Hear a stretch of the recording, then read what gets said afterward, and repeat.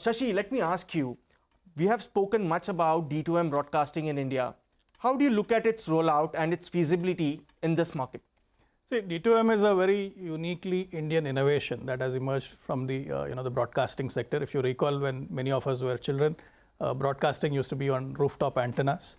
That technology has become obsolete, but that spectrum can potentially enable us to get broadcast signals directly to mobile phones.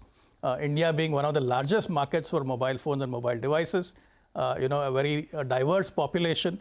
I think this ability to broadcast directly to people on their devices has both strategic value, national value, as well as social value.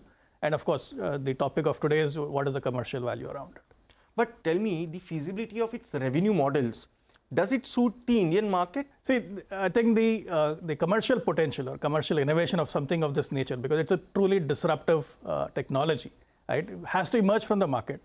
I don't think today everyone has figured out every possible model around it. But once we have this capability embedded into devices and we create a media ecosystem around it, I'm sure there's immense potential for innovation for different kinds of revenue models to emerge. The most obvious one would be what the public broadcaster has already been doing, which is around DD free dish. So one way to think about D2M is, can we potentially replicate the free dish model on mobile devices? But Shashi, I would like to understand the perspective from broadcasters and the advertisers about D2M broadcasting. Is it suitable or feasible for advertisers to put in money into D2M broadcasting as well? So as Shashi said, the start may come from free dish, the equivalent or surrogate for a free dish. But I'm extremely hopeful, and I'm known for saying things directly.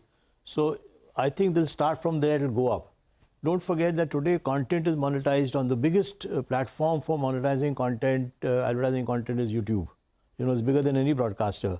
And I think this could be an alternate for that, because today the revenue model, the revenue structure, without taking anything away from Google, but the revenue structure is such that there could be a possibility to disrupt that.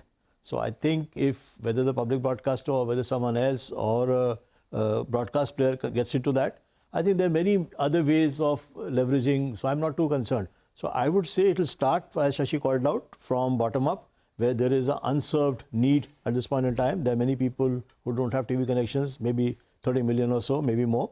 And it will start from there, but it will work its way up. So if I was YouTube, I'd be very concerned.